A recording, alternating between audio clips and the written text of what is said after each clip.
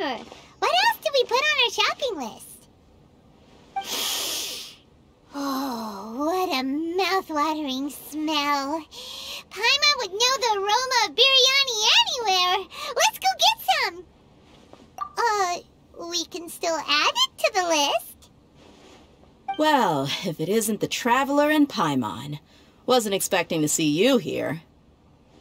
Hello there. Oh, it's been quite a while. Huh. So you two are still hanging out together. Dehya, didn't you say last time that you were gonna head back to the desert? I said I was going to resign from being her bodyguard, not that our friendship was over. We're still the best of friends. The Holmayanis also still post jobs from time to time. Their pay is always generous, so me and the other mercs never pass them up. I told Dehya to just stay at our place when she took one of those jobs a few days ago. My parents were delighted. They even said that it always felt like we were missing someone whenever Dehya wasn't around. That sounds like something they would say, all right. They're always so welcoming. Anyway, the job is already taken care of, so I was gonna head back to the brigade as soon as I finished a little shopping. But the master kept insisting, and I ended up staying for another day.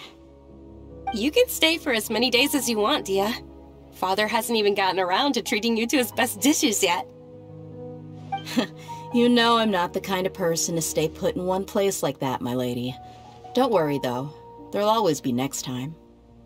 What? She said they'll treat you to the best dishes! Paimon can't believe you can still refuse that! But wait.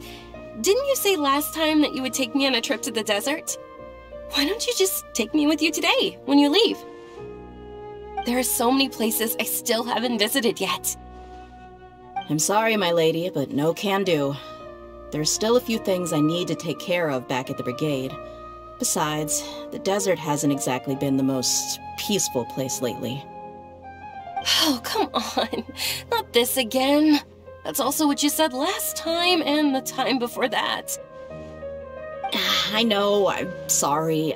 Just give me some more time, and I promise I'll plan the best trip ever for you. All right, fine.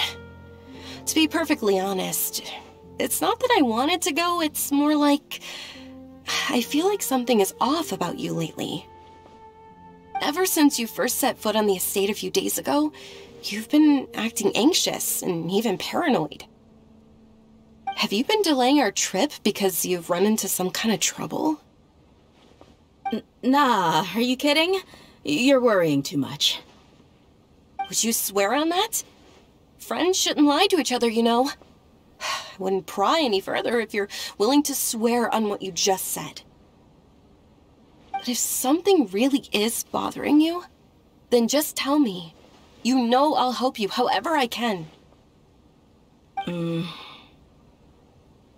Oh, looks like Dunyarzad was onto something. You're too perceptive, my lady. Seems I can't hide anything from you. I just thought that nothing good could come out of telling you about the messy happenings of mercenaries. Knowing too much only leads to more trouble. Mercenary life is a dog-eat-dog world where Mora reigns supreme. Everything operates on a completely different set of rules. That doesn't change anything about what I just said, though. We're still friends, and I can only support you if I understand what's bothering you. My lady, you're not gonna stop until you drag it out of me, are ya? All right, I'll share what I know. Let's go somewhere else first. This isn't exactly the best place for a discussion. Okay, let's talk here. Just try not to draw any extra attention. As you may already know, the Eremites have both a lot of mercenaries and a complex organizational structure. Many mercs are no different than me, just going around looking for jobs to earn some mora. My brigade is called the Blazing Beasts. We're not a large group, but every member is loyal and brave. However, not all Eremite brigades are like mine. Some are willing to cross all kinds of lines for the sake of mora. The most notorious is a faction known as Deshret's Relics. Deshret's relics? Judging from the name, they must really look up to... Yep, you got it. I've heard that you've already crossed paths with Ain al-Akmar. They're one of the groups under the relic's banner. Oh, you mean the group that tried to sell us the Divine Knowledge Capsule? Yeah, they weren't friendly at all. Deshret's relics is composed of many smaller brigades like Ain al-Akmar. The relic's headquarters issues orders to all brigades under his control. On any other day, I would want nothing to do with them. Unfortunately, though, the brigade that's stirring up trouble now is none other than Dehya al-Akmar.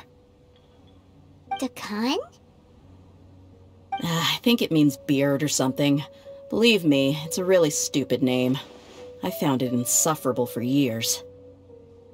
Anyway, the real issue is that Dehya al-Akmar is led by my father, Kusela. Say what now? I think I'm starting to understand your anxiety now. But what did they do? I won't go into details, my lady, but they've been involved in a lot of violent incidents. We're talking hundreds. Hundreds? Yep. The scenes tend to be quite gruesome, too. They strip the victims of all their valuables before murdering them. Not only have they targeted merchant caravans and ordinary citizens, but other mercenary brigades as well. That's beyond terrible. They won't even spare their own kind. I don't know how Deshret's relic sees it. All I do know is that Dehya al-Akmar has become more and more aggressive over the last few years. If I don't do something about them, then even my brigade or the people of Aru village could become their next target. I just wish I knew what's driven him to do this. Yeah. How can your father do such terrible things? I don't know. People change. He's always been pretty pathetic. But at least in the past, there were still a few lines that he wouldn't cross. That's setting the bar pretty low. I mean, if he was even remotely decent, then why would I have to leave the brigade and cut all ties with him? He was loud and foolish, with no real sense of purpose. Instead of doing anything useful, he spent most of his time drinking and chasing after women. Of course, the other brigade members were just like him. Their ruckus would go on night after night. Sounds like a nightmare. What about your mother? Did she ever step in to stop them? Unfortunately, I never knew my mother. I'm sorry, Dehya. I didn't know. It's all right, my lady. That's pretty common in mercenary circles. Didn't I mention that my father was chasing after women? I was the result of one of those encounters with some random person.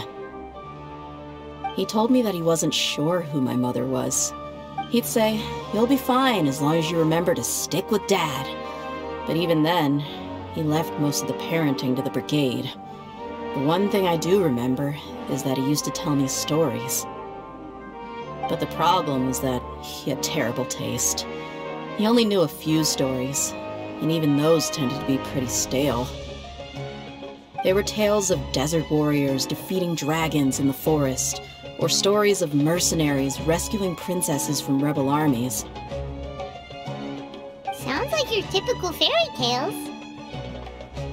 More or less, yeah. They were interesting maybe the first or second time around, but after about 20 repeats, they started to get a little dull. He seemed to think those stories were the best things ever, though. He was so into them that he'd call the whole brigade over and make them perform the whole thing as a play. Even the toys he gave me would all be story props. I'd get helmets, shields, and toy swords. It was only much later when I realized that the shows were more for him than they ever were for me. What an interesting guy.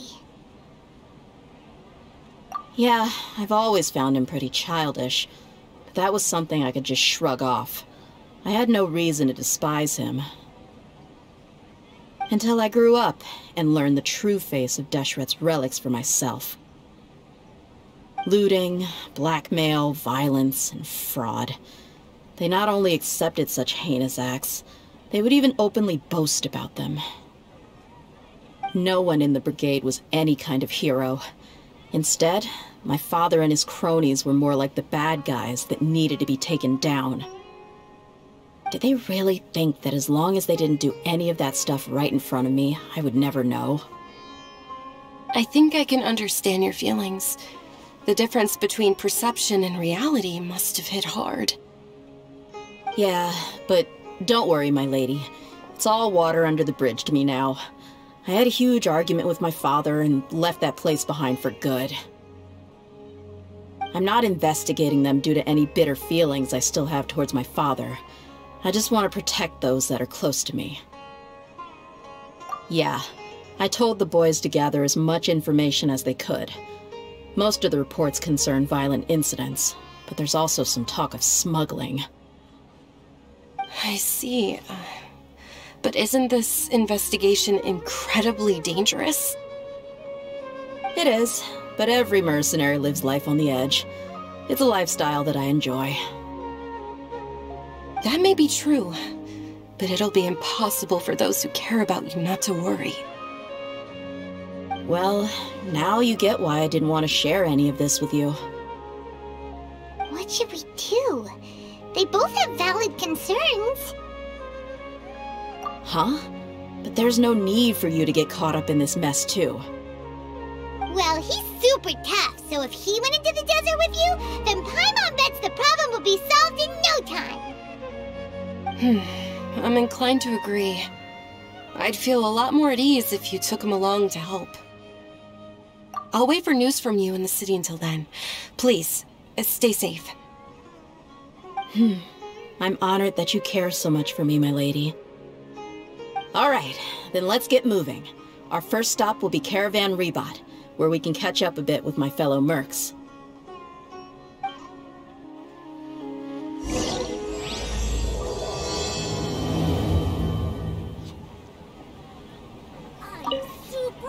Please be careful.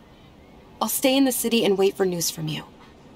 Just don't do anything reckless, all right?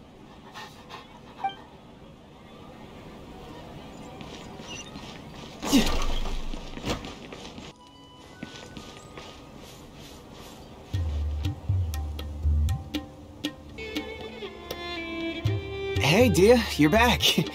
Are these two friends of yours? Likewise. There's no need to be so formal with us. We're a pretty casual crew. Anyway, since we've got a newcomer, let me fill you in on what the Khan al-Ahmar's been up to lately. They've become extremely aggressive. Apparently, even their own now have become acceptable targets. They even attack other relics brigades, just the same as any other mercenary brigade. Even the most ferocious beasts still protect their own. But it sounds like they've thrown that straight to the wind. That's right. Once they've collected enough loot off the other mercenaries, they sell it off to a different brigade, or turn to merchants on the black market. A portion of their profits is immediately exchanged for more food and weaponry to be used in their next violent operation. That's terrible! Yeah, and it really makes you wonder why they're so desperate for Mora. A few days ago, Isham and I trailed them for a while, and even disguised ourselves as merchants to conduct trade with them. We were able to learn a few things from the exchange. Rather than saying they're out to plunder and hoard Mora, it'd probably be more accurate to say that they're experiencing an internal power struggle. Wait, a power struggle? You heard me right. The vast majority of their victims are mercenaries from the other brigades of Deshret's relics.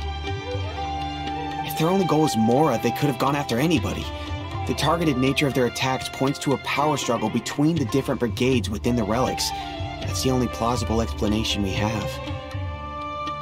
Unfortunately, we weren't able to find out anything more specific. It seems they're also trying to keep things under wraps. Oh, one last thing we discovered was that over the past few years, as the Khan al-Ahmar became more and more active, Deshret's relics as a whole became a lot weaker. It sounds mighty strange to me, too. Haroon, you can leave the rest of the investigation to us. Gotta say, though, I didn't expect you to go on a whole undercover mission during the few days I was gone. Sounds like you were really putting your necks on the line, no? Nah, it was nothing. We're just as concerned about the situation as you are. The Khan al-Ahmar is your father's crew, after all. What he said. Besides, Dehya, haven't you done more dangerous things than all of us combined? What we did is nothing compared to your experiences. Yeah. And while they went to talk with Khan al-Ahmar, I took a look at the last camp they attacked. Any survivors of the attack were already long gone. There was nothing of value left in the camp. Ah, Hisham and Khalaf. You're here too. We rushed over as soon as we saw you come into Caravan Ribat. Although this new friend of yours looks a little green behind the ears, I'm sensing a special vibe from him. Now that we know you'll have a capable partner with you, we can also rest easy. Hey, what about Paimon? Feel anything special? Oh, you're also planning to tag along with them? Of course! Paimon is the traveler's most important guide. Wherever he goes, Paimon will follow. Oh. In that case, then you'd better take care of her too, Dehya. Don't underestimate Paimon! Don't worry about her. She may look tiny and helpless, but she's been through just as many battles as the traveler here. Even if she had only survived on sheer luck, then that alone would still make her quite formidable. I had no idea. I guess I shouldn't judge by appearances. Oh, one other thing, Dehya. When you're free, why don't you update the deputy about your upcoming schedule? We held another recruitment event a few days ago, but everyone only came to see the Flame Mane. You weren't around at the time, so people were pretty disappointed to only find our crew of rough, unkempt guys. The deputy put a lot of effort into the event, but it was basically for nothing. Only a few people chose to stay, and that really got to him. Sorry to hear that. I'll be sure to bring him some great liquor next time. I left in a hurry, and I couldn't make it back in time for the event. Gotta admit, I can understand their disappointment, though. You're our brigade's main selling point, after all. Now, if only the deputy could figure out a way to bring a few more smoking hot members into our ranks. Keep dreaming. Remember the last time I invited a couple gals into the brigade? You all just froze up with your mouths gaping like a bunch of scarecrows. The awkward silence and weird expressions left quite the impression on them. They were originally interested in joining us, but after that, they both told me they were too uncomfortable to stick around. Hey, didn't we agree to never bring that up again? Huh? Wait, are you serious? Why have I never heard about this? I don't think you were part of the brigade yet. Are you kidding me? I missed a once-in-a-lifetime moment like that and you weren't even gonna tell me? All right. We can tell you about it later. Now's not the time. Hey, don't you try to change the subject. You and Hisham get your butts over here and tell me everything right now. Are they always like this? More or less. There aren't many rules or graces when it comes to mercenaries. We're used to just speaking our minds. If someone starts getting under your skin, you just yell right back at them. And if that doesn't put an end to it, then you just challenge them to a fight. But we also don't tend to take many things too seriously. Being direct and getting it all out of your system as soon as things come up is better than keeping everything bottled up, never talking about it. That's also why I never spare their feelings when I talk to them. If I want to laugh, I'll laugh. If I'm angry, then I'll unload on them. It's hard to stop once you get used to it. Though, I can never do that when I'm with the Homayanis. Hey, knuckleheads! Can you at least tell me the rest of the intel before you go back to your bickering? Yeah, you hear her, Holof? Told you we gotta focus on the investigation first. I drew up a map. Right here is the spot. There you'll find the merchant caravan responsible for getting rid of Khan al-Ahmar's looted goods. All you gotta do is wait and ambush them in the evening. They'll have no idea what hit them. Perfect. Thanks for that. Be sure to pass my regards to everyone else in the brigade as well. Will do. You stay safe, Dehya.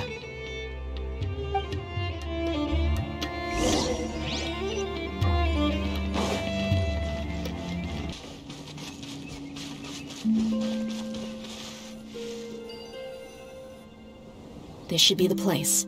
Let's find a spot to hide and bide our time.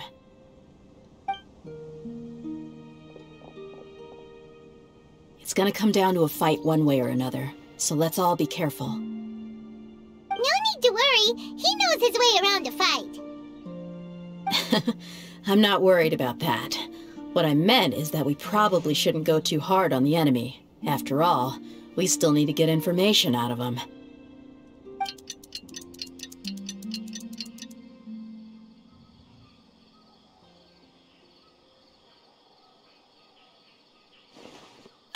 Here they come. You ready?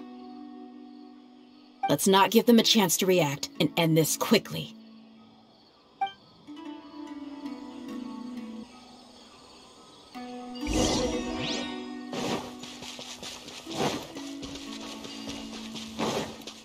That's close enough! Come on! Go!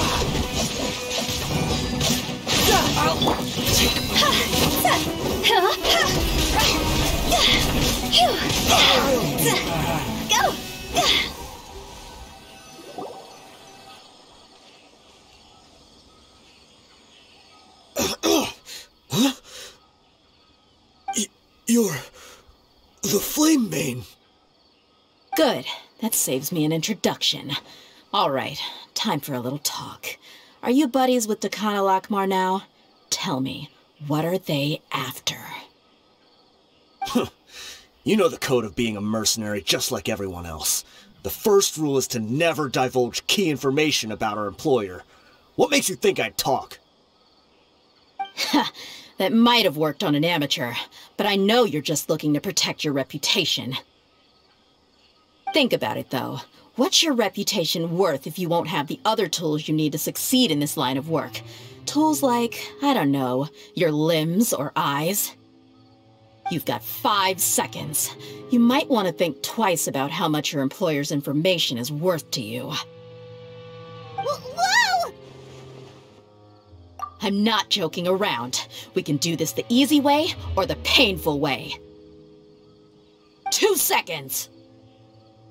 I'll save you the trouble.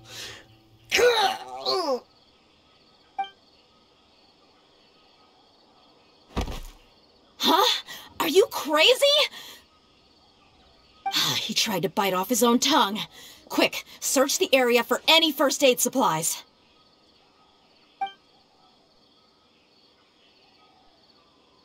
I definitely didn't expect him to go that far. Thankfully, the wound wasn't too deep, and he just passed out from the pain. But why would he be so extreme? I just wanted to test his mettle. You can get a lot of mercenaries to talk just by threatening them. I didn't expect him to be willing to go through so much pain just to deny us some intel. Well, he's out cold for now. We could wait for him to wake up, but maybe it's not a good idea to interrogate him any further. What should we do? Yeah, don't worry about it. It'll be a waste of time to interrogate him again after that. He might just hurt himself again if we start asking. There are lots of goods around here. Let's search the area. Maybe we'll be able to find something. I'm really sorry.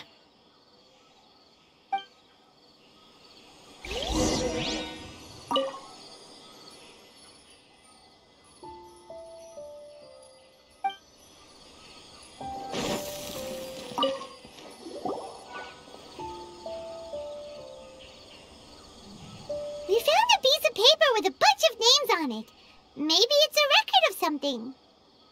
Let me take a look. If this really is a merchant caravan, they should have a record of their transactions. Yep. I see an entry for Dakana Lakmar right here.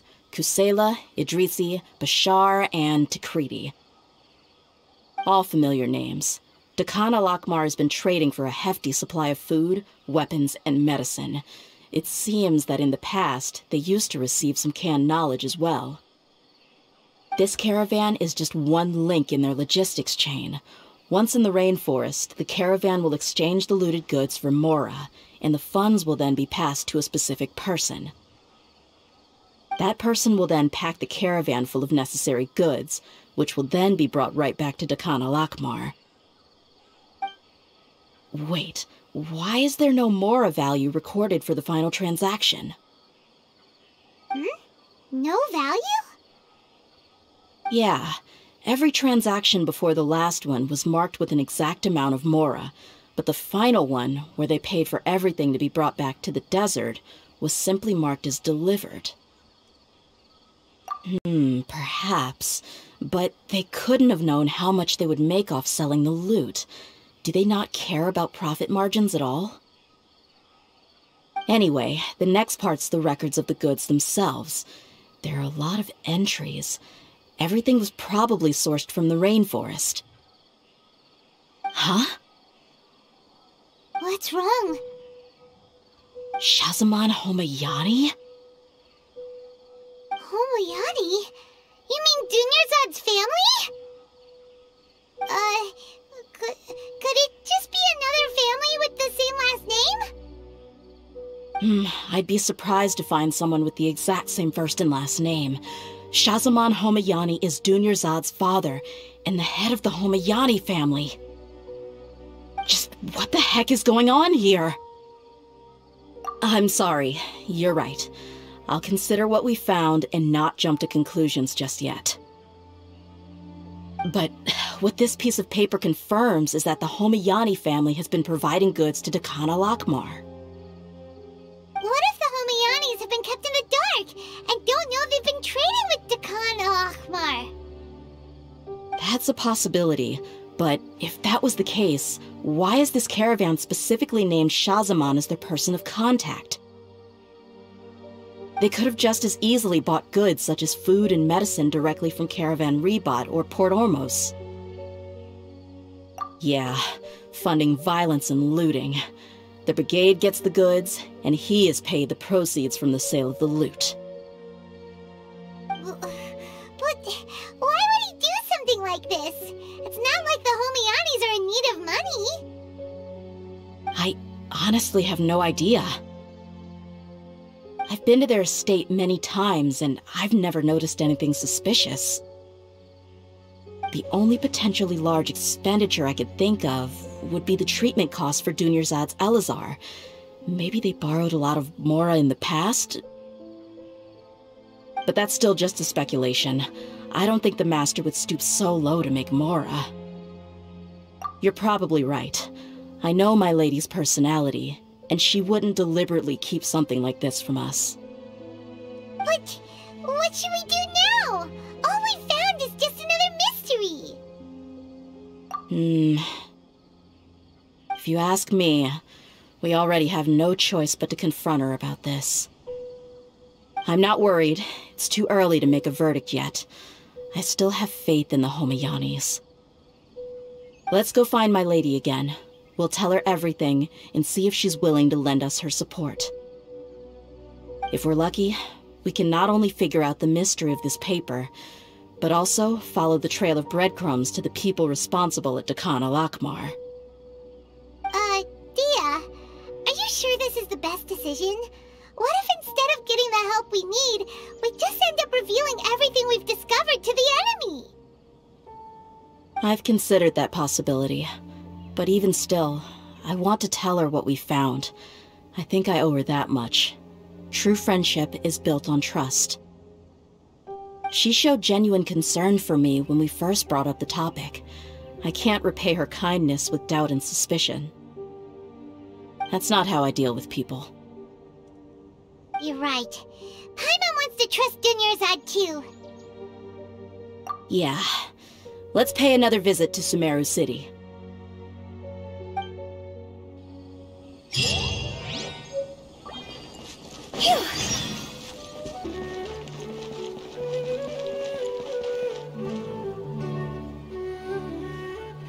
We're back, my lady. Oh, you're back a lot sooner than I expected. You mustn't have run into any trouble then.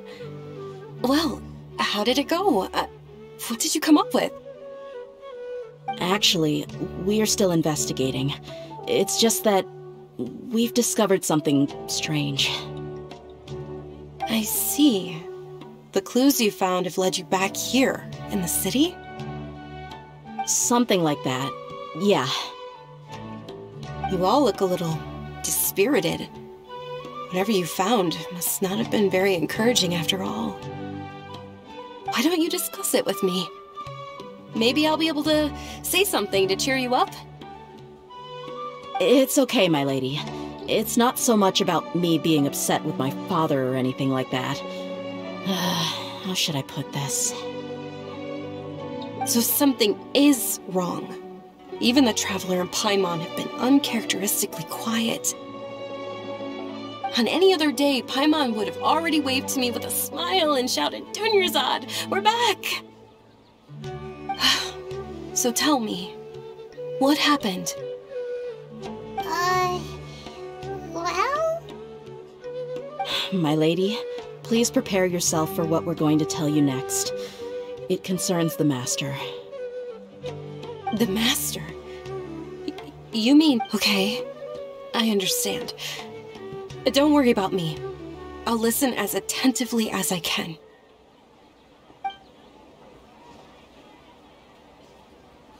My father has been supplying goods to Dakan al-Akmar? Yeah, it makes as little sense to us as it does to you. I've never doubted the Master's integrity, so I'm having a real hard time rationalizing how he could ever support an infamous brigade like them. Maybe he's not actually aware of the full story and just stumbled into the deal by accident. I can't help but agree with the Traveler. Huh? You mean you feel the same way, Dunyarzad? Thank you for sharing all this information with me. Since you've told me everything you know, I should also tell you about some doubts that I've been harboring for quite a while. In the past, I thought that my father hired a bodyguard for me so that I wouldn't run away and get lost. However, there are plenty of capable mercenaries in the Corps of 30. Why did my father go out of his way to hire Dehya? About that. Well, the Homayanis really needed bodyguards, so they reached out to the Blazing Beasts. Later, the Master told me that I was one of the best mercenaries he'd ever seen, and that I should stick around to become one of his bodyguards. He offered me a pile of Mora, so I just signed on. Well, but that didn't really answer my question. Just think about it. Why did my father specifically reach out to the Blazing Beasts? Maybe the Corps of 30 just didn't have anyone available, or maybe someone recommended us. I've never given it too much thought. I think I get what you're saying. You think none of this was a coincidence. Precisely. At first glance, nothing seems strange or out of place. But there are many parts of the story that don't actually make any sense. If my father had always been in contact with Dakan al-Akmar, then it would make sense for him to bring Dehya into our house. You mean the goal all along was to get Dehya to be your bodyguard? No, that's too much of a stretch. I cut all ties with my father a long time ago. He has no control over my life anymore. But that still doesn't rule out the possibility that your father has still been trying to influence your life without you knowing. So, the Master was not likely an innocent victim in all of this? Sorry we put all this on you so suddenly, Dunyarzad. It's okay, Paimon. I should actually be thanking you. Regardless of his reasons, if my father has truly been funding a violent group of mercenaries, then it's my duty to bring him back to reason. But is that really the right thing to do? My father has committed many atrocities and deserves all the punishment that he has coming to him. I have zero sympathy for him. You may call me an ungrateful child, but my feelings will remain the same. However, the Homayani family has treated me with nothing but generosity and kindness. If we decide to investigate this further, we could end up implicating the entire Homayani family. I would be biting the hand that's fed me over all these years. Dehya. It's alright, Dehya. If anyone were to ask, you could always just say that I'm the one who instructed you to get to the bottom of this. You don't have to do that, my lady. I'm not conflicted because I'm afraid of taking responsibility. Besides, you're the one we should all be worried about right now. Hey! It's still too early to give up hope! What was that thing about friendship again? Right, yeah, trust! You said that yourself, Dehya! Besides, there's no point on getting all riled up before we've confirmed all the facts! Thank you, everyone. That makes a lot of sense. I guess I should always remember the trust that I've placed in people. In which case, my lady, could you ask the Master to come out and have a chat with us? Sure thing. I also hope he'll be able to give us a logical explanation. Let's meet at the usual place then. Usual place? Oh, right!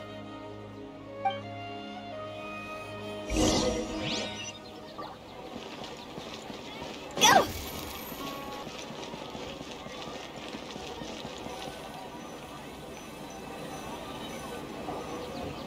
Thank you for coming, sir. Please allow me to introduce these two. This is the Traveler, and next to him is his travel companion, Paimon. Ah, yes, my daughter has mentioned them from time to time. It's a privilege to finally meet them in person. But we may skip all the pleasantries for now. What is the important matter you wish to discuss with me today? Well, we wanted to bring this transaction record to your attention. There's something on this record that we're all pretty curious about.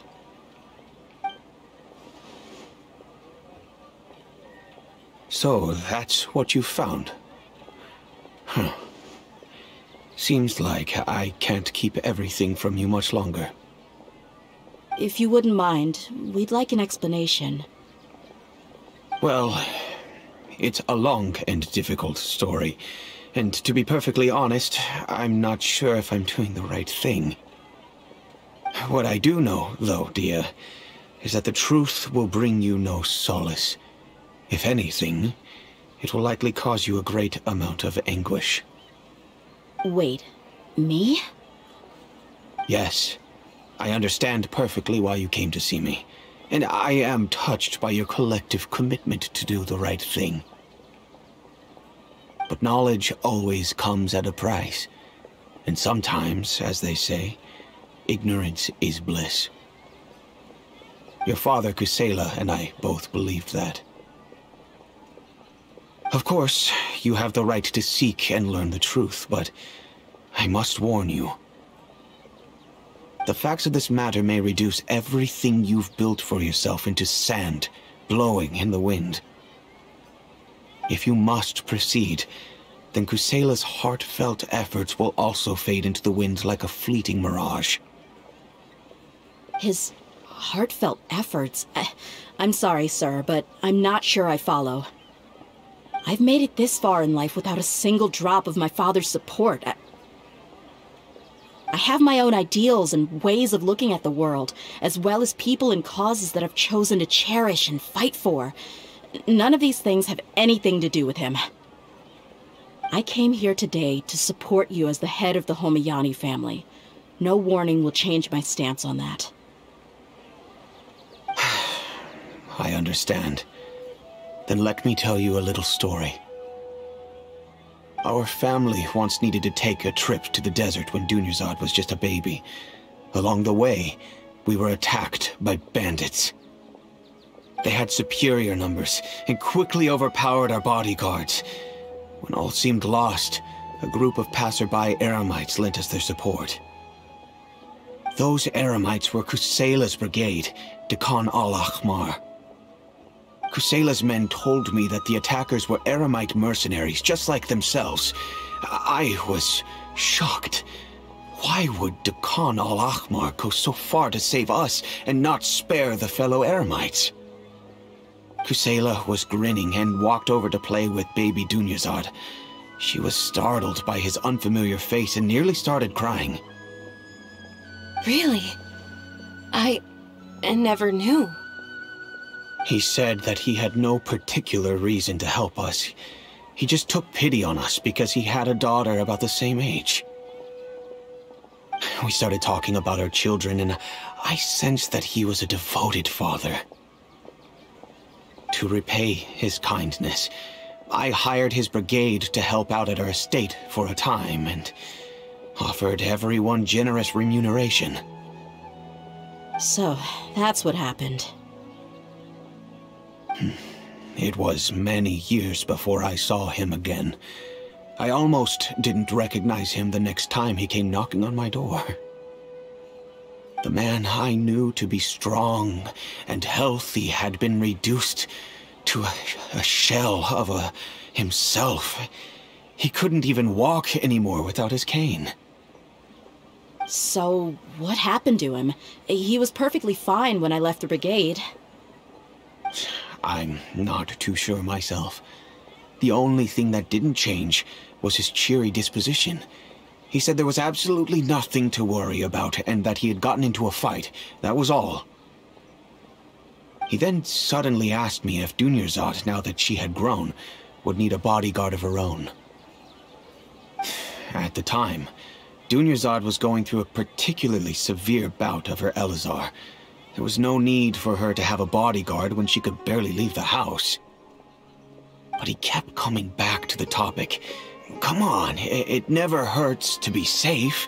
How do you know a bodyguard won't come in handy one day? I was completely lost at first, until he recommended the Blazing Beasts, and in particular, a mercenary named Dehya. So he was the one who recommended Dehya to you. Indeed.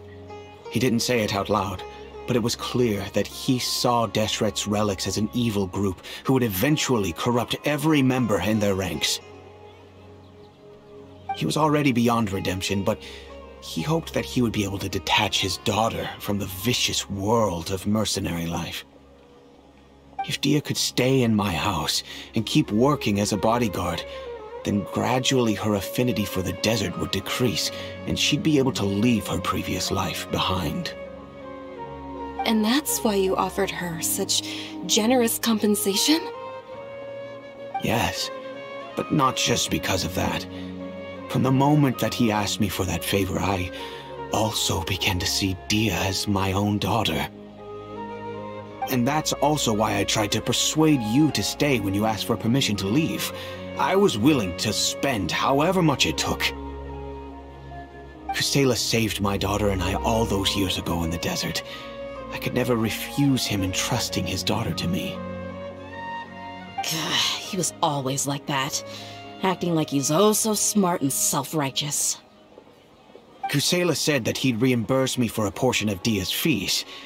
I refused to take any mora from him, but he'd always sent me funds anyway. Eventually, I just accepted them as a token of his gratitude, and that went on for a while until I received another letter from him a few years ago. The letter contained a request to help him buy food, weapons, medicine, and even explosive materials. Wait! Isn't that around the time that Dekan al-Ahmar started becoming more aggressive? That's right. When I started to hear some nasty rumors, I became wary. I wanted to meet him face to face to discuss things. But by then, he was no longer receptive to my requests to talk. If I had to guess, it's probably because he doesn't want to put Dehya at risk. That thought occurred to me as well.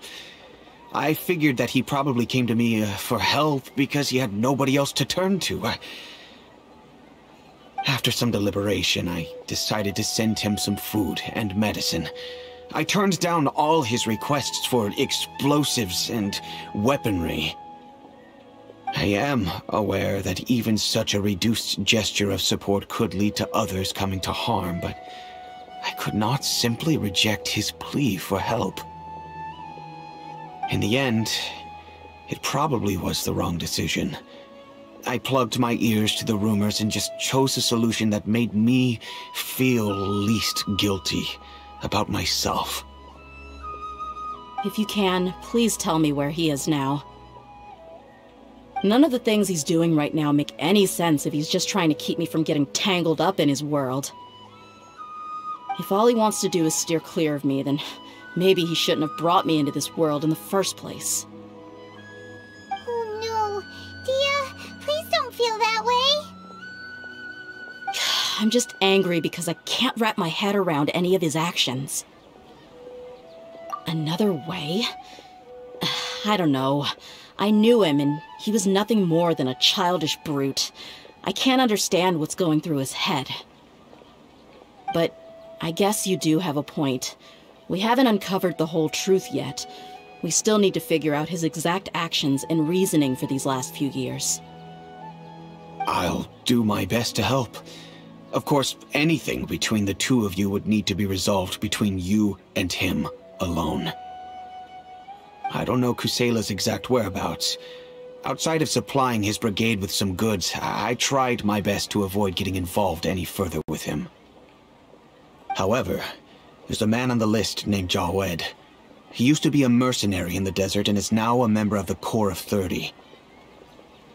He's responsible for supplying weapons and liaising with the Dakan al-Akhmar's merchant caravan. I think he should know Kusela's whereabouts. I've heard that he likes to have a few drinks alone and enjoy the cool wind at night outside the tavern. Maybe you'll be able to find him there. Understood. Thank you, sir. Then I guess this is bye for now, unless... I'll stay and be with my father here. To be honest, I'm still a little dazed and haven't finished processing everything quite yet. My father has indeed done something wrong, but if I think about it, I'm also not sure if there was a right way to handle this problem. I feel like our only course of action is to turn everything we know over to the Corps of 30 and let them render judgment. Yes. I am prepared to accept whatever verdict they choose. It's time to face my mistakes.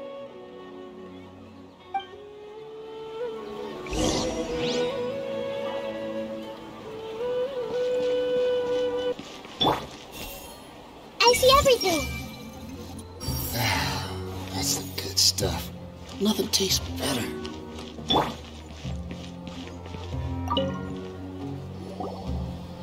Huh? Who are you guys? I know what you've been up to. Smuggling weapons to violent brigades in the desert while working for the Corps. Pretty bold, if you ask me. Shh! Keep your voice down. How do you know all that? Come with me. We should take this elsewhere. I'll be happy to talk things over once we're somewhere private.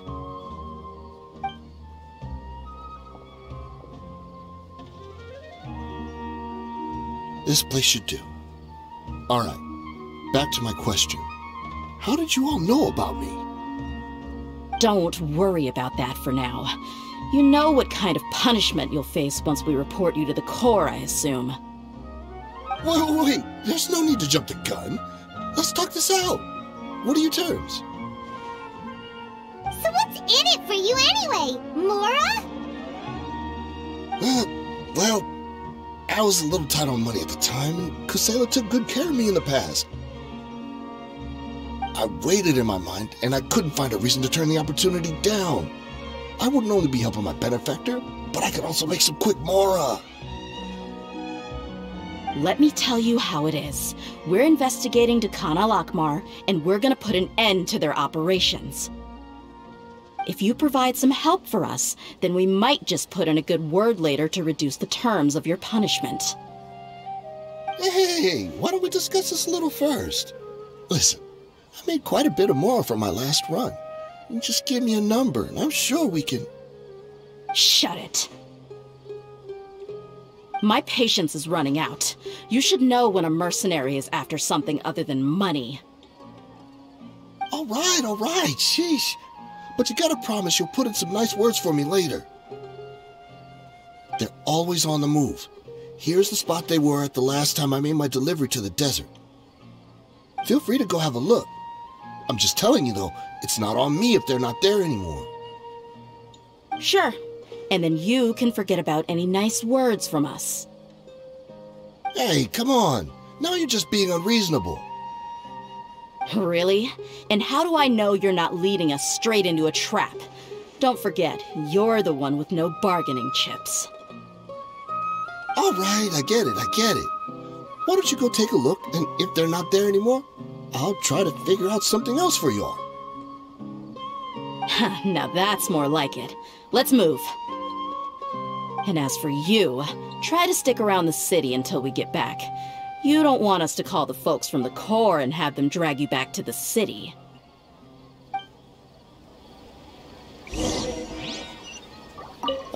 Don't worry. I'm not going anywhere. Everyone focus? Just my luck. How did I get caught by her of all people?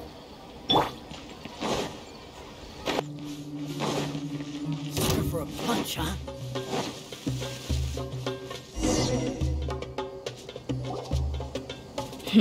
Seems like we're in luck.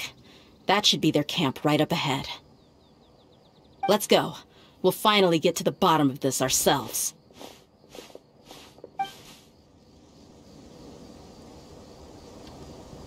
I'm here to see Kusela. Tell him to get out here. Dehya, why are you here? Illusion shattered.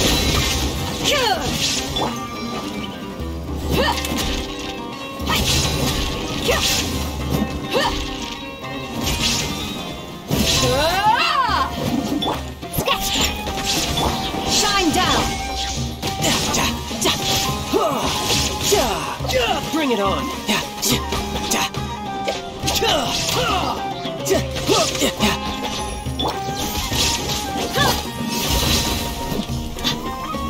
Haven't you all done enough?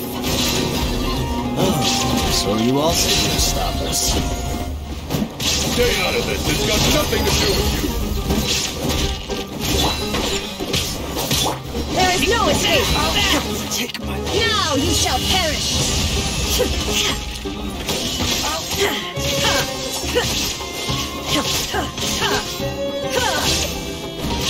Shine down. Think you can pull it? Look alive.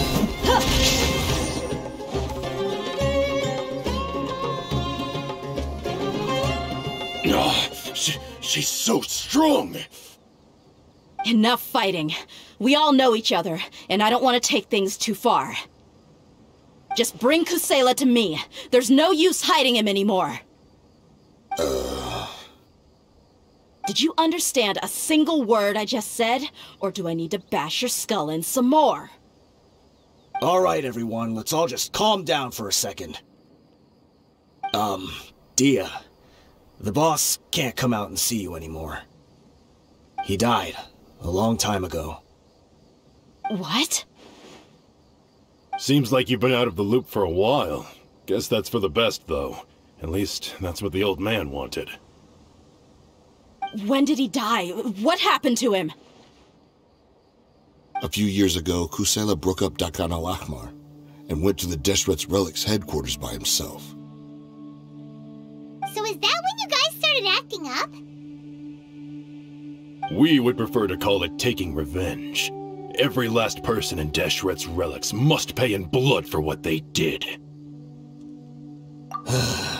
Let me start from the beginning. Dehya Do you know how the head of the relics maintained order internally? Overwhelming strength and unquestionable authority? Those were a part of it, yes. But just those on their own weren't enough. They had another tool at their disposal. They called it a person's record. Regardless of whether they joined by their own will or were coerced, every person in Deshret's relics were forced to leave a record of themselves at headquarters. Whether it be their deepest sin, some unforgivable act, or their most immoral exploit, the record served both as a symbol of loyalty and the perfect material for blackmail. That's precisely it. Every one of us have a record. Me, Bashar, Tikriti, and all the boys who grew up with Dehya and ended up joining our ranks. But you, Dehya, you were never asked to provide a record, were you? I never even knew this was a requirement. You were probably the only person in all of Deshret's relics who didn't know about it. Ever since you were born, Boss had been trying to shield you from this organization's sinister rules. Not only that, but he also banned all of us from committing any nefarious acts. He said he'd take care of the dues we had to pay regularly to headquarters. But in the end, he was just an ordinary person. What could he do?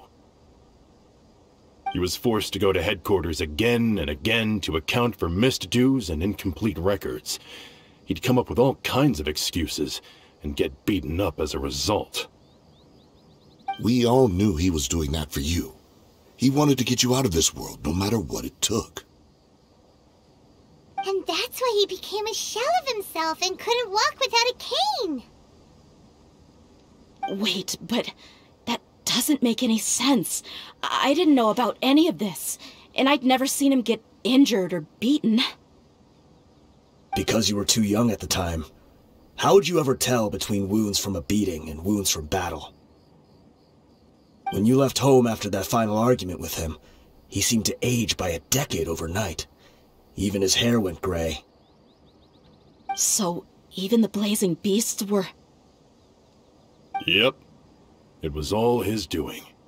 Had he not arranged them to come to you, you probably would have been reduced to a pulp before you ever left the desert. A few years ago, Boss said he needed to make another trip to headquarters. He was already pretty weak then, and we all assumed he was going to get beaten again. I suggested that he hand the role of leadership over to me, but he said there was no longer any need, since the Khan al-Ahmar would soon be no more. His words made no sense to me, but that night, we heard that a massive fire tore through headquarters and razed everyone's records to ash. Everyone gained their freedom that night. Many members fled, not just from our ranks, but from the other brigades as well. But how could we leave with a clear conscience? All of us who knew exactly what had happened. The boss can't have just died for nothing. Those heartless jerks at headquarters took him from us. From that point on, the sole purpose of the Khan al-Ahmar became revenge. The big fire that Boss started was quite a blow to headquarters' strength. It's given us the opportunity to launch our attack. Even though we're outnumbered, we vowed to see our revenge through to the very end. There were people from headquarters who changed their names and went into hiding. Some fled to other brigades, and others escaped to the rainforest. But we won't let any of them escape our wrath. They'll all pay for what they've done. We've suffered plenty of losses as well. To keep going, we need an enormous amount of supplies, from food and medicine to weaponry and explosives. All we can do is exchange our loot from Mora, and then use that to get supplies. We forged Boss's handwriting and sent out many letters to his former friends. Thankfully, many people were willing to come to our aid. We were also able to attract many mercenaries who shared our goal. We've endured unspeakable pain to win many impossible battles. Deshret's relics have become weaker and weaker, and now We finally have an opportunity to directly strike their headquarters. Paimon doesn't know what to say anymore. We do know right from wrong, but we were sinners from the very beginning. We do not deserve the freedom that the boss won for us with his life. Boss always loved his old-fashioned hero stories. Those tales about sacrificing yourself to save the world. We used to always laugh at him for it, but in the end, he really went and lived those stories out himself. As for me, I never considered myself a hero. We're all the lowest of the low. We have no right to even imagine such an existence. But maybe those hero stories he liked foreshadowed everything that was to come. The spirit of the hero touched all those he had saved, and more people joined his cause. Maybe we were all just acting along with the play in the beginning. But as we acted the parts and recited the lines, we were drawn in. And now, we want to see the story through to the end. I'm sorry, Dehya. I know you always found us insufferable ever since you were young. Just think of this as a madman ranting. I'll go with you. Huh? Dehya? You want to go with them? I grew up with these guys, and I know they're not bad people. It's just that some situations get so bad that it's difficult to tell good from evil. All I know is that Deshret's relics must be destroyed. Furthermore, I want to go see the place for myself. I want to know if my father is still there. I know you don't want to get involved in this, so there's no need for you to tag along. I can do this on my own. Yeah, Paimon feels like we'd only regret it if we don't see this through to the end. Thank you. We'll be a lot stronger together with you. I bet Boss would lose his mind if he ever knew you'd join us at the very last moment like this. Considering all the losses and injuries we sustained, we can't afford to turn down someone as powerful as you. He can think whatever he wants. But the fact is, I owe him this much.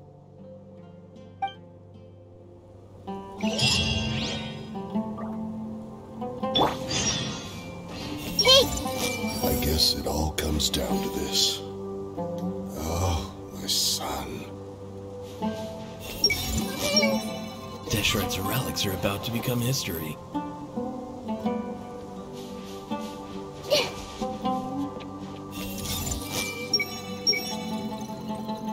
Deshret's relics are about to become history.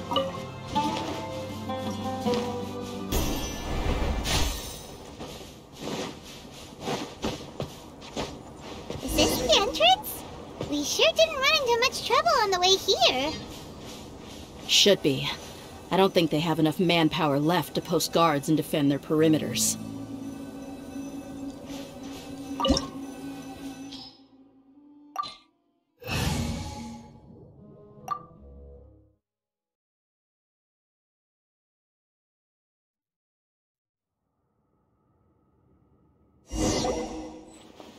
Wow. Paimon didn't expect it to look like this on the inside. They should all be holed up in here. Don't know how many people they've got left, though. Who cares? We'll round up all of them. Still, we should be careful. Even if they've only got one shot left, it could still take us out. Yeah, we'll know what they're really capable of once we've landed some hits on them. Deshret's relics may have been a force to be reckoned with before, but their name means nothing now. Yeah, they don't stand a chance with you here. I'll take the lead. I've been here once before.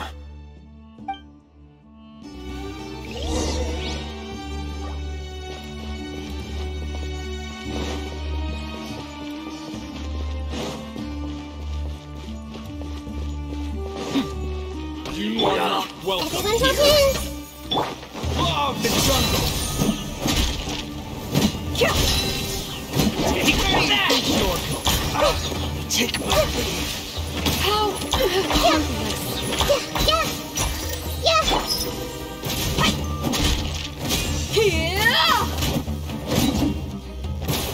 Yeah. Illusion shattered.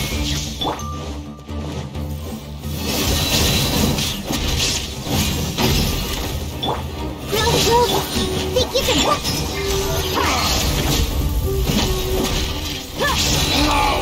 Regret.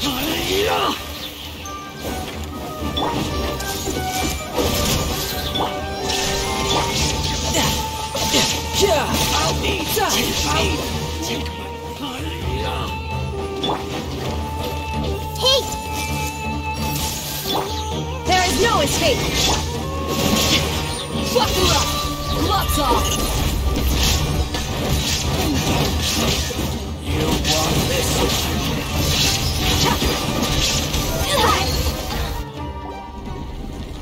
This way, follow me. We're almost there.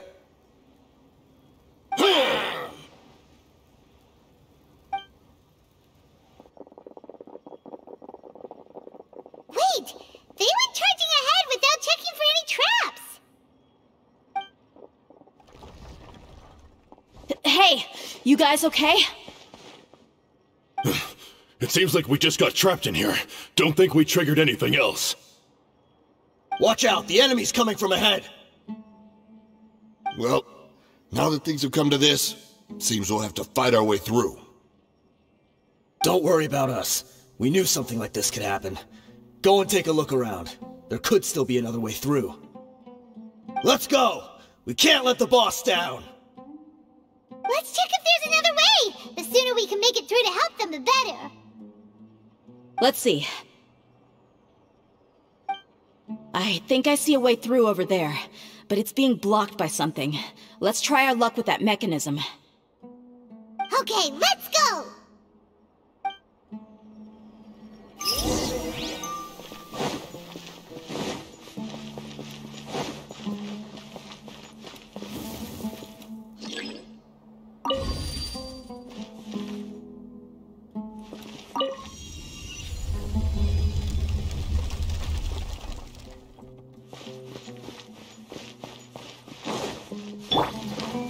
Everyone hold it!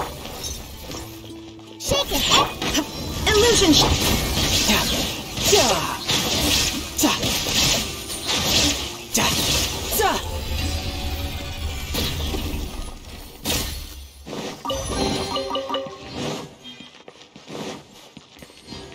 Another mechanism like the one before, but this one's being blocked off in the middle. We just need to adjust it a little.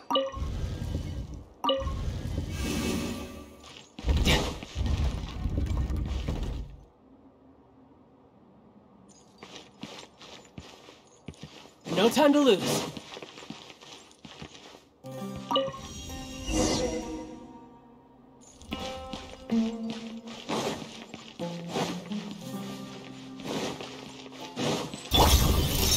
I see everything! Think you can bully me? shine down. Hey! Now you shall perish.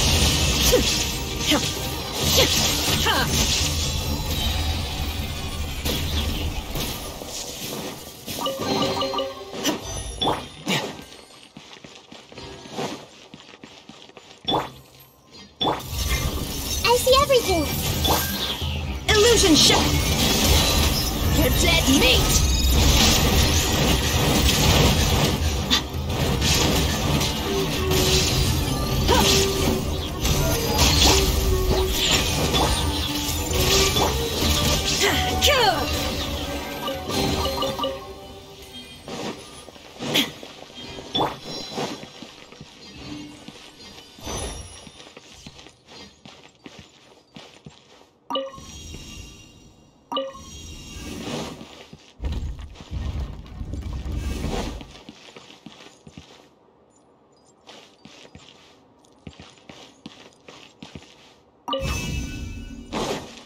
No time to lose.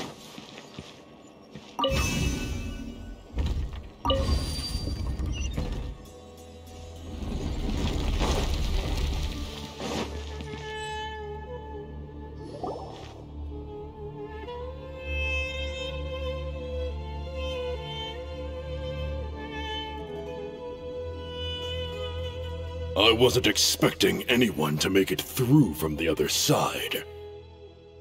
But as a desert dweller, I suppose we should be used to our folks defying all expectations. Don't waste your breath. You have nowhere to run. Run? Had I wanted to run, I would have fled 1,000 times already. I witnessed the golden age of Deshret's relics. Even if I could leave this place behind, all that awaits me now are endless days of humiliation and ruin. Even now, my brothers and I still believe in one thing. The greatest should never live to remember their fall. So you want to go out in a blaze of glory? Let us draw our weapons! We will show them the true power King Deshret bestowed upon his followers. They are but two, while we hold within ourselves the entirety of the relic's glory. Wave 1, charge! Eliminate them!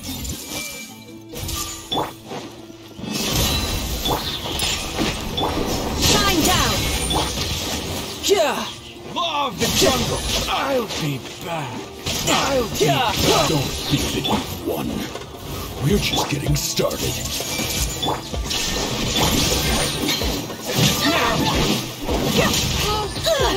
Let's get it on! Gloves off! Now you're testing my patience. Will! You, King Deshret, will not abandon any one of his followers. Shine down! Torn to oblivion! Will meet again. Brothers! This is where we prove our faith. Do you all just want to die? None of us plans to leave this place alive! Illusion shattered! Now you shall perish! But we'll meet again.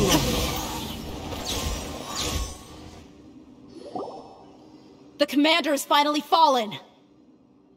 But they're still coming at us!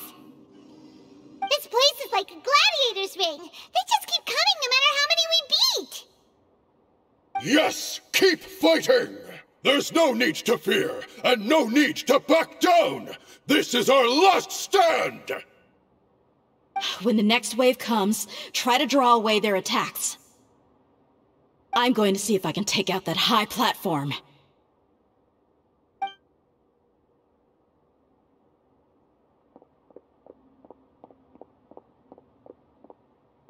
Get out of my way! Come and face me, Michel! So they've broken through the front as well. Apologies, Lord Michel. They fight like absolute madmen. No matter how much we throw at them, they just keep coming for more.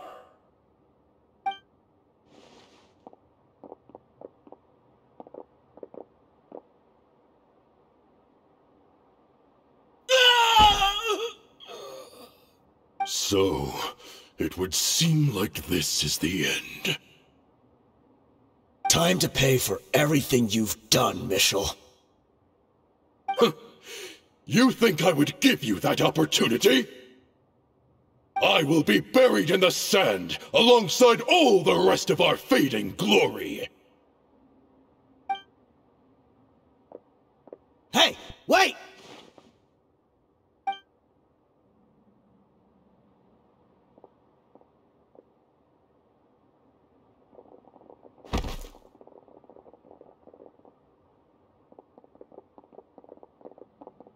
We were too late.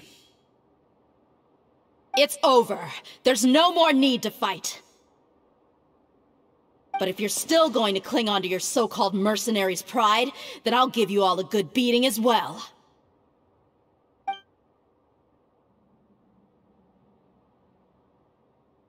Hey, Dehya! I found the mechanism. I'll get you all back up here right away.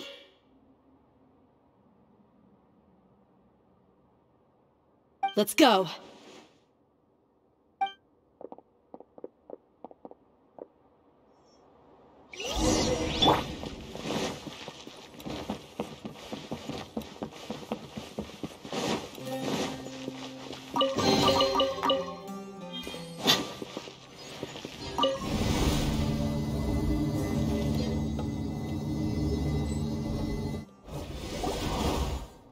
are you filthy rats? And why are you always pestering us?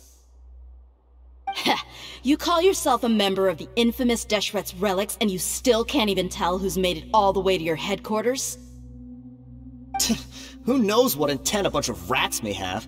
We try to catch a couple, and you all just show up on the other side instead. How are we supposed to figure out what you're after? Hey, have you ever heard of a man by the name of Kusela? Why would I know? It's not like I'm in charge or anything. This is your last chance to talk. Hey, I said I don't know anything. I'm just an average member here. I'm telling the truth. If you're here to find someone, why don't you look through the records yourselves? Who can remember every name and face with so many people coming in and out every day? The irony.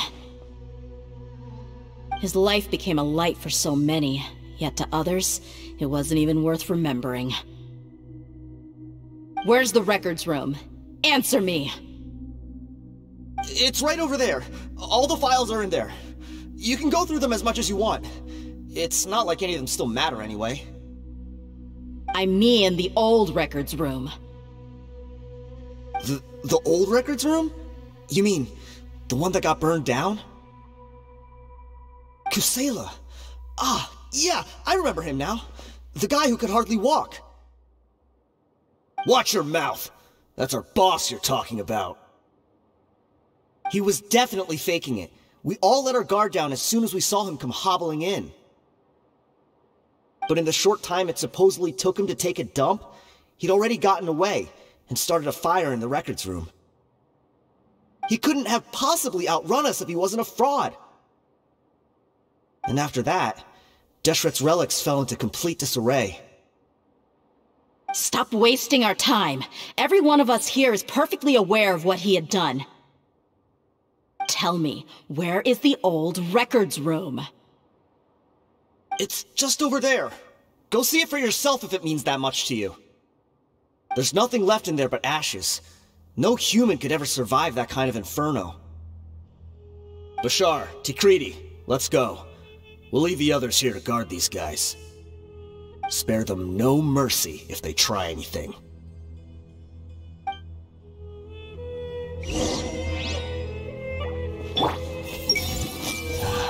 Crazy. Every last one of them. I see everything. Crazy. I've already told you everything I know. Can't you just leave me alone?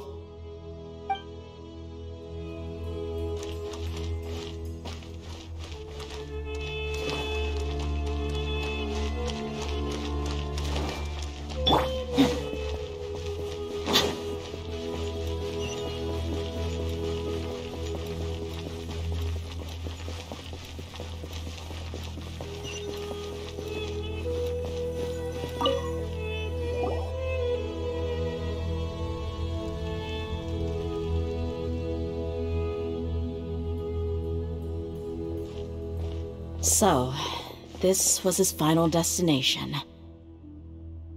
How did he do it? Getting past all the guards with a limp and sneaking in here to start a fire? If he was nimble enough to do that, then he must have been able to get out of here after starting the fire, right? Dehya. I'm sorry. I know it's just wishful thinking. Let's look around. Maybe we can find something that's been left behind.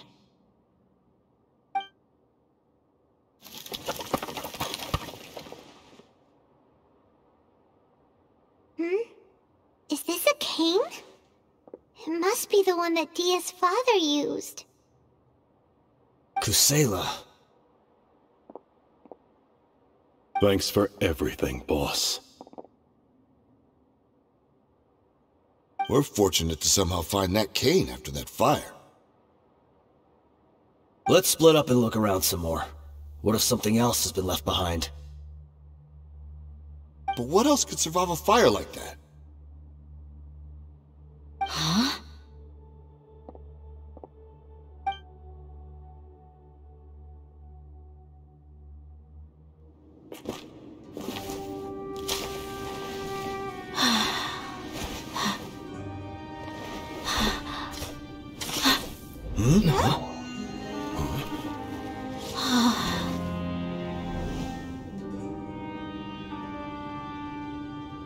Patso. Wait! Isn't that the toy sword you played with as a child?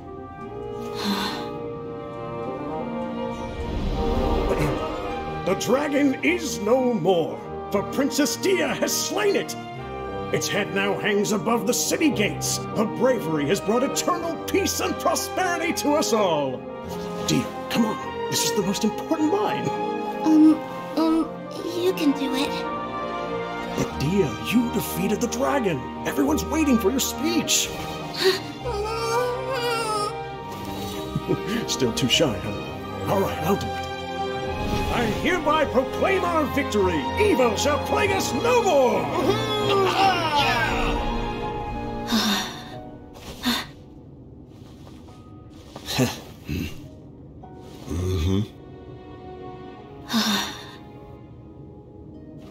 I hereby proclaim our victory. Evil shall plague us no more, Dad.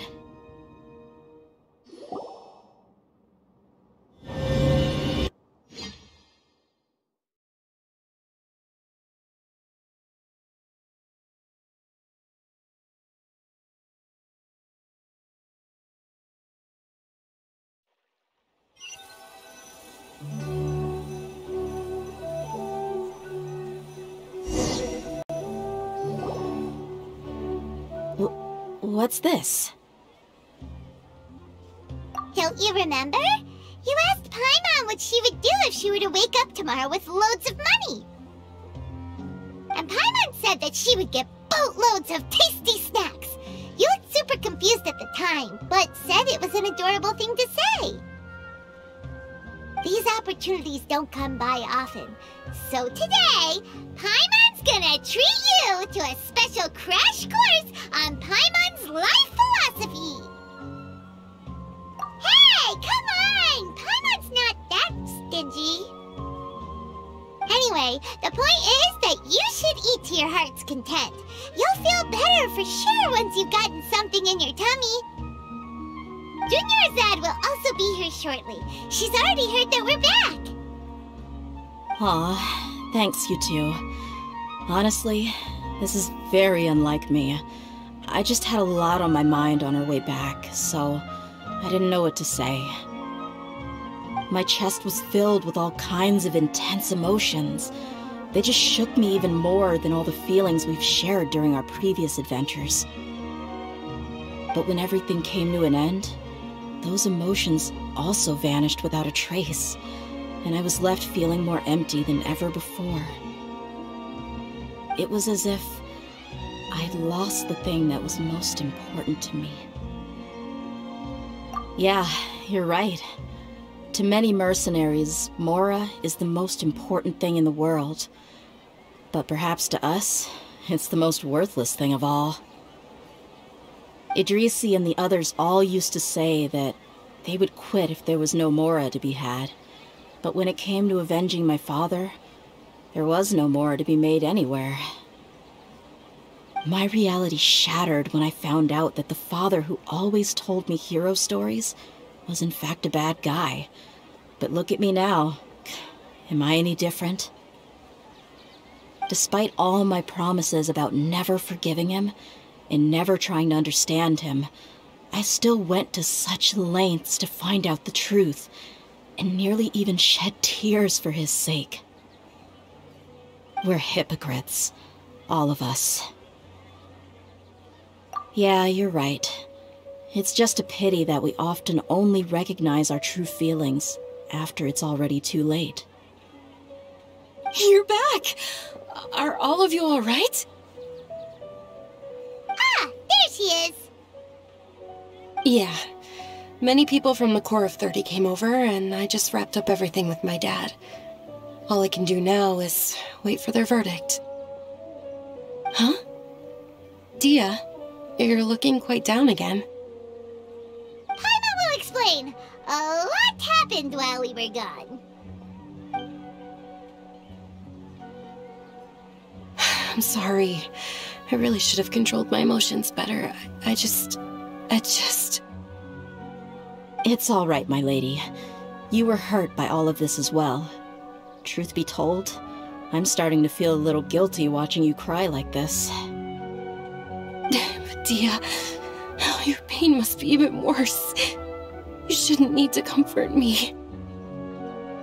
Hey, don't worry about me. If anything, this whole thing has finally shown me the difference between illusion and reality. My father probably thought that people could settle into new lives as long as they moved to a new environment. That thought has even crossed my mind a few times. It's like saying, what's wrong with adapting to a new life? However, there was always something deep within my mind that refused to accept it. This impulse brought me great turmoil, and even made me feel ashamed for turning my back on your father's kindness. But now that I consider it again, it all makes sense. The desert sands are a part of who I am, and I will never be able to lead a peaceful existence. I understand how you feel. That doesn't mean I won't be making any changes to my life, though. As an example, I'm now thinking about taking on some small odd jobs. It's just like Idrisi said. I also want to catch up to my father and become a character in his play. Even if the ending of the story may be childish and ridiculous, it won't really matter. Isn't that neat, though? Oh, you'll be a whole new kind of mercenary, one that's not out for Mora. Why don't we go for a change of scenery once we finish eating? What about stopping by the Grand Bazaar again? Right. You said you wanted to get a rug for your family. We'll come along too. I can't thank you enough for taking care of me this entire time.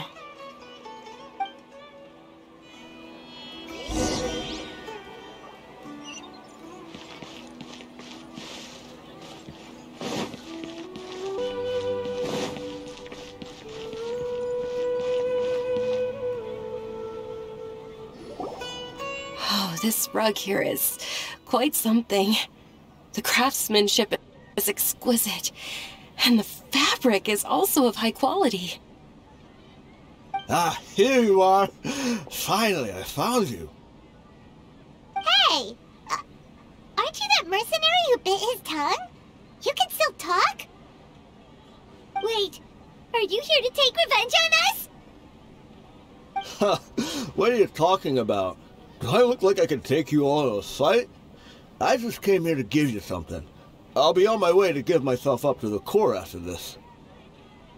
Once I woke up, I hurried to the Khan al-Ahmar's camp, hoping to alert them to your presence. But when I got there, I found no one except the members who were still too injured to move. Ah, so you probably got there after us. Yeah, they told me that they had exacted their revenge, and everyone had turned themselves in to the authorities. Even that last camp was not going to last for much longer. I had joined the cause to repay an old favor from Kusela. Now that everyone's already turned themselves in, I might as well do the same. One of the injured members gave this box to me, and told me that it contained some of the old man's last possessions. Everything left in the camp will get confiscated, so I figured I should get this to you before the Corps could get their hands on it. Thank you. No worries. We are all just living our own truths.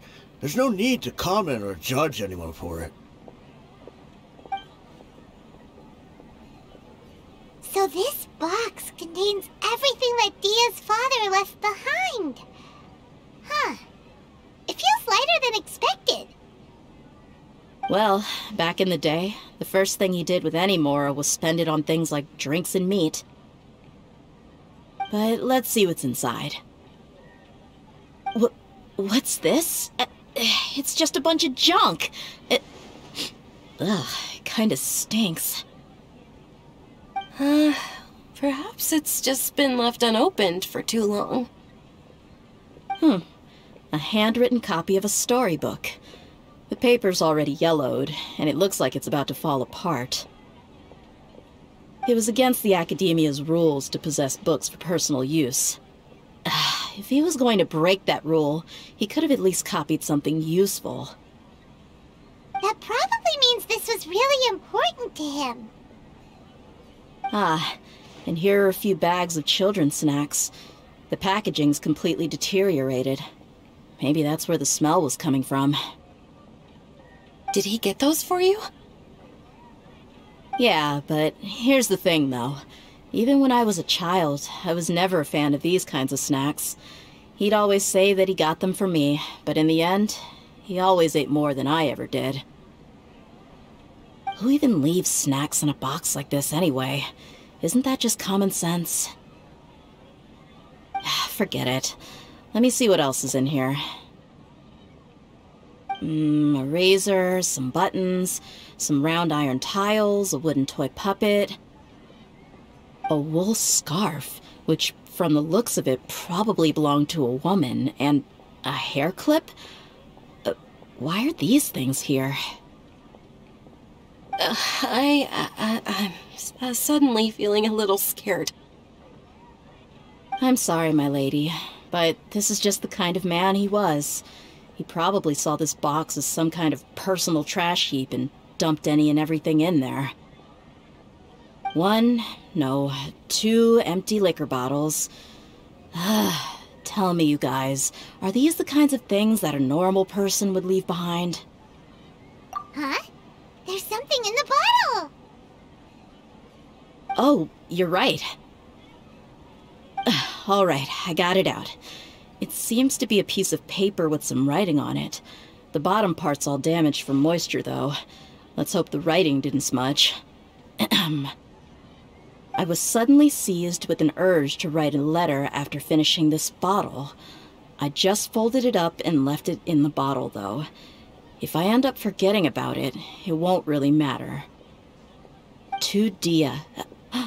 It's a letter for me? It's all right. I'll just read it out. If he went to the trouble of writing a letter, there must have been some important things that he wanted to say. Or at least record down. My condition's becoming worse and worse. Can't even walk without a cane anymore, much less go out and have fun. Guess I don't have many days left. If you're reading this letter, then I suppose I'm already long gone. You were adorable as a baby. Everyone loved you. And regardless of whether you were crying or laughing, everyone enjoyed having you in the group. But once you grew a bit older, you were no longer nearly as happy or cute. It's probably Idrisi's fault. He was never up to any good. Can you believe this guy? He can point the finger at himself. Anyway, back to the point.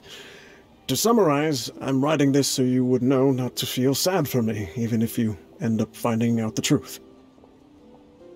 The reason being that I was never your father to begin with. Wait, what?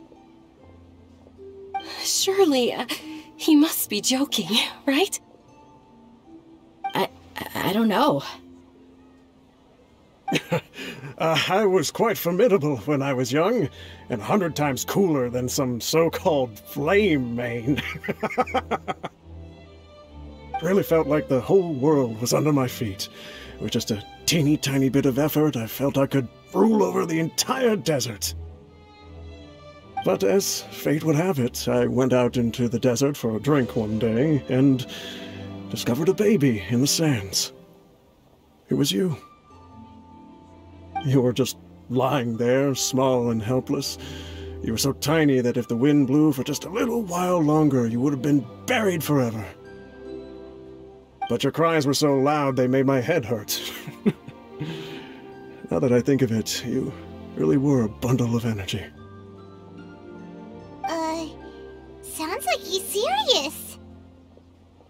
I told Idrisi and the others that I had slipped up with a woman while out and about. None of them even doubted me. I'm sorry that I had to lie to them for so long, but I really had no other choice. I was their most esteemed leader, after all. It's not like I could just tell them that I suddenly wanted to play at being a father.